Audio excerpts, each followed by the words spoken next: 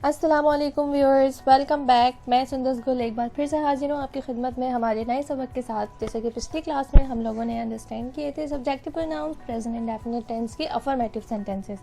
आज की क्लास में हम लोग अंडरस्टैंड करने वाले हैं negative sentences about present indefinite tense.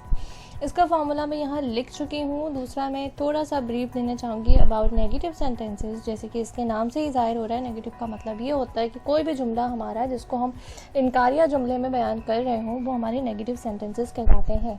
हमारा प्रेजेंट इंडेफिनिट टेंस अफर्मेटिव बहुत लेंदी था, उसका फार्मूला मैंने डिफ़ाइन किया था और उसकी क्लास को हमने 2 पार्ट्स में डिवाइड किया था।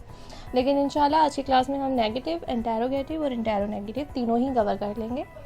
अब आप देख सकते हैं यहाँ पे हमारा फॉर्मूला मौजूद है, subject plus helping verb, do not first form of verb plus object, और दूसरी तरफ हमने लिखा है subject plus helping verb, does not first form of verb plus object. अभी हम किस तरह से करते हैं, लाइक अफर्मेटिव सेंटेंसेस में हम एस, ई एस और आई ई एस के इजाफे को देख रहे थे।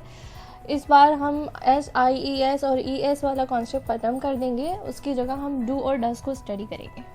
मैंने यहाँ एक चार्ट क्रिएट किए। मैंने बताया यहाँ पे कि हम डू हेल्पिंग वर्ब कहाँ यूज़ करते हैं और डज हेल्पिंग वर्ब कहाँ यूज़ करते हैं। अच्छा, हेल्पिंग वर्ब के बारे में मैं बताना चाहूँगी कि हमारे जितने भी टेंसेस होते हैं, like present indefinite, present continuous, past, future, जितने भी होते हैं हमारे टेंसेस, इन सब में डिफरेंट हेल्पिंग वर्ब्स यूज़ होते हैं। अफर्मेटिव में कोई हेल्पिंग वर्ब नहीं था, लेकिन अब हम जब से नेगेटिव की तरफ बढ़ रहे हैं हमें हेल्पिंग वर्ब की नीड पड़ेगी। प्रेजेंट इंडेफिनिट टेंस के साथ जो हेल्पिंग वर्ब यूज़ होता है वो डू और डज होता है। डू किन सब्जेक्टिव प्रोनाउंस के साथ यूज़ होना होता है वो यहाँ मैं चार्ट में बना चुकी हूँ, आप देख सकते हैं। I first person subjective pronoun, we first person subjective pronoun, you second person subjective pronoun, they third person subjective pronoun which is plural. Does हम यूज़ करते हैं थर्ड पर्सन सिंगुलर प्रोनाउंस के साथ या नाउन्स के साथ। He, she, it third person singular noun है और सिंगुलर नाउन्स के साथ हम डज यूज़ करते हैं। चलिए क्लास इसी के साथ हम आगे बढ़ते हैं, किस तरह से हम अपने सेंटेंस को कवर करें, हम डू और डज किस तरह से इस्तेमाल कर रहे हैं। चलिए देखते हैं। मैंने यहाँ पे एक सेंटेंस लिखा सिंपल अफर्मेटिव का, जो हमने पिछली क्लास में बनाया था। आई ईट फूड। जैसे कि आई हमारे पास सब्जेक्ट है, ईट वर्ब की फर्स्ट फॉर्म है और फूड हमारे पास ऑब्जेक्ट है। जब हम इस सेंटेंस को नेगेटिव में कन्वर्ट करेंगे तो हम किस तरह से करते हैं, according to our formula, we had formula subject plus helping verb do या does plus not plus first form of verb plus object. अब हमने क्या किया, आई सब्जेक्ट के बाद हमने हेल्पिंग वर्ब लगा दिया do not eat food. I subjective pronoun first person था, इसलिए हमने हेल्पिंग वर्ब डू यूज़ किया। I do not eat food. इसी तरह से दूसरा मैंने यहाँ पे एक सेंटेंस लिखा है, यू ईट फूड, जो कि अफर्मेटिव था। इसको जब हमने कन्वर्ट किया according to our formula, you subject आ गया, हेल्पिंग वर्ब डू आ गया, देन उसके बाद हमने नॉट ऐड किया एंड ईट वर्ब की first form plus food, you do not eat food. हम और आगे बढ़ते हैं अपने थर्ड पर्सन के साथ कि हम थर्ड पर्सन में क्या करें और हम किस तरह से डज का यूज़ कर रहे हैं। ये हमारे थर्ड पर्सन सब्जेक्टिव प्रोनाउंस है। यहाँ पे एक सेंटेंस लिखा हुआ है, शी ईट्स फूड। जब हमने इसको कन्वर्ट किया, शी का शी आ गया, लेकिन हमने हेल्पिंग वर्ब डू की जगह डज यूज़ किया। यहाँ पे डू यूज़ कर रहे थे, ये थर्ड पर्सन सिंगुलर है तो हमने इसलिए हेल्पिंग वर्ब डज यूज़ किया। नॉट एडजेक्टिव आ गया। जब हमने वर्ब की फर्स्ट फॉर्म यूज़ की तो हमने एस या ई एस का इजाफा नहीं किया, सिंपल ईट लिख दिया। She does not eat food. लेकिन जब हमने दे के साथ सेंटेंस बना है तो ये भी थर्ड पर्सन बट ये प्लोरल है, तो हमने क्या किया, दे ईट फूड को जब हमने कन्वर्ट किया नेगेटिव में तो दे के बाद हमने हेल्पिंग वर्ब जो यूज़ किया डू यूज़ किया। They do not eat food. I hope कि ये डू नॉट और डज नॉट वाला पॉइंट आपका बहुत अच्छे तरीके से क्लियर हो गया होगा। आइए आगे बढ़ते हैं। अब प्रेजेंट इंडेफिनिट टेंस का इंटेरोगेटिव देखते हैं। इंटेरोगेटिव इसके नाम से ज़ाहिर हो रहा है कि सवाल या निशान वाले जुमले, ऐसे सेंटेंसेस हमारे जिसके अंदर हम क्वेश्चन मार्क्स की बात कर रहे होते हैं या हम सवाल कर रहे होते हैं किसी से इंडेफिनिट टेंस के अंदर रहते हुए। अच्छा, ये एक मरतबा एक्सरसाइज कंप्लीट हो जाए फिर मैं आपको बताऊंगी कि इनकी ट्रांसलेशन किस तरह से हो रही होती है और हम इनको आइडेंटिफाई किस तरह से कर सकते हैं। अच्छा देखिए, रूल सेम ही फॉलो हो रहा है, only with third person singular हम डज का इजाफा यूज़ करेंगे, बाकी सबके साथ हम डू का ही यूज़ कर रहे होंगे। हम एग्जाम्पल नंबर 1 देखते हैं। आई ईट फूड, सब्जेक्ट वर्ब की फर्स्ट फॉर्म प्लस सब्जेक्ट की अफर्मेटिव सेंटेंसेस है। जब हम इसको सेंटेंस है, जब हम इसको इंटेरोगेटिव में कन्वर्ट करते हैं तो ये हो जाता है हेल्पिंग वर्ब स्टार्ट में आ जाता है हमारे पास डू आई। सब्जेक्टिव प्रोनाउन को देखते हुए ही हम हेल्पिंग वर्ब यूज़ करते हैं, हमें यूज टू होना पड़ता है हेल्पिंग वर्ब्स यूज़ करने के लिए, ठीक है। आई हमारा सब्जेक्टिव प्रोनाउन फर्स्ट पर्सन था, हमने इसके साथ हेल्पिंग वर्ब डू यूज़ किया। डू आई ईट वर्ब की फर्स्ट फॉर्म आ गई plus object plus question mark, do I eat food, ठीक है। इसी तरह से हम सेकंड पर्सन को देखते हैं। सेकंड पर्सन में हम क्या कर रहे हैं, सेकंड पर्सन में हमारे पास सेंटेंस लिखा हुआ है यू ईट फूड।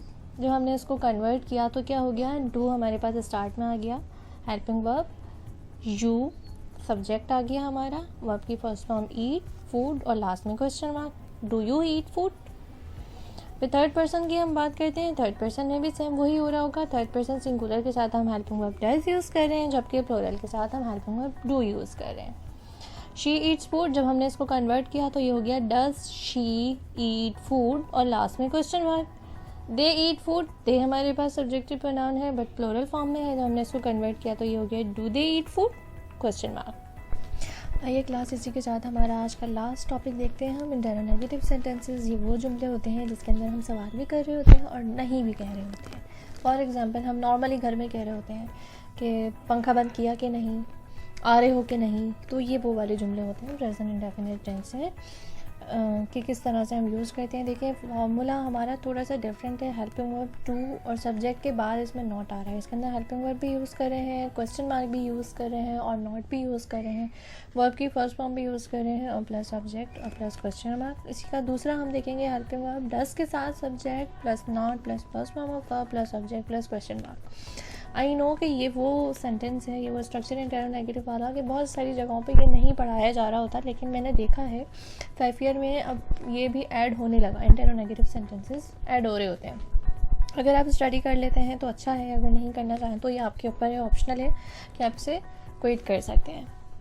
चलिए फॉर्मूले के अकॉर्डिंग अब हम अपना सेंटेंस देखते हैं। रूल वही फॉलो होगा कि थर्ड पर्सन सिंगुलर के साथ हम डज यूज़ कर रहे होंगे, बाकी सबके साथ डू यूज़ होगा। हमारा फर्स्ट सेंटेंस लिखा हुआ है आई ईट फूड, जब हमने इसको इंटेरोगेटिव में कन्वर्ट किया तो ये हो गया do I not eat food plus question mark. Helping verb subject not first form of verb plus subject question mark. दूसरा सेंटेंस लिखा हुआ है हमारे पास यू ईट फूड, जब हमने इसको कन्वर्ट किया तो ये हो गया do you not eat food question mark. और इन थर्ड पर्सन सब्जेक्टिव प्रोनाउंस में हम क्या कर रहे होते हैं, यहाँ पे जैसे कि हमारे पास सेंटेंस लिखा हुआ है शी ईट्स फूड, जब हमने इसको कन्वर्ट किया तो अकॉर्डिंग टू अवर फॉर्मूला हमने हेल्पिंग वर्ब डज यूज़ किया, उसके बाद सब्जेक्ट आ गया she. Does she not eat में भी हमने वही किया, S E S I S का कॉन्सेप्ट बिल्कुल ख़त्म हो जाएगा जब हम डू और डज का यूज़ कर रहे होंगे। Does she not eat food और लास्ट में क्वेश्चन मार्क। दे ईट फूड, दे हमारा प्लूरल सब्जेक्टिव प्रोनाउन था तो ये हो गया do they not eat food और लास्ट में क्वेश्चन मार्क आ गया। उम्मीद करती हूँ आज की क्लास आपको पसंद आई होगी और आपको समझ में आया होगा। आपका कोई भी सवाल हो आप लोग मुझसे कमेंट बॉक्स में पूछ सकते हैं, बिला झिझक मैं आपको क्लियर अंडरस्टैंडिंग दे दूँगी। और अगर आप चाहेंगे और आपकी फरमाइश होगी तो मैं दोबारा से एक और क्लास भी आपके लिए कर सकती हूँ जिसमें मैं ब्रीफली ये सब कुछ डिफ़ाइन कर दूँगी। अच्छा, एक आइडेंटिफिकेशन मैं आपको देना चाहूँगी, थोड़ी वीड है सुनने में, बट प्रेजेंट इंडेफिनिट टेंस को जब हम ट्रांसलेट करते हैं तो इसके लास्ट में ता है, ती है और ते हैं का वर्ड आ रहा होता है। फॉर एग्जांपल हमने एक सेंटेंस बनाया हुआ है यहाँ पे शी ईट्स फूड, तो जब हम इसकी ट्रांसलेशन करेंगे तो ये कुछ इस तरह से होगा, वो खाना खाती है, ती है लास्ट में आ गया। यहाँ पे लिखा हुआ है दे ईट फूड, तो जब हम इसको ट्रांसलेशन करेंगे तो ये हो जाएगा वो खाना खाते हैं। 1 by 1 में थोड़ा सा बता देती हूँ। जैसे कि हमने सबसे पहले बनाया था अफर्मेटिव, फिर नेगेटिव, फिर इंटेरोगेटिव, फिर इंटेरोनेगेटिव। सबकी ट्रांसलेशन एक बार कर देती हूँ। फॉर एग्जांपल कि हमारा एक सेंटेंस है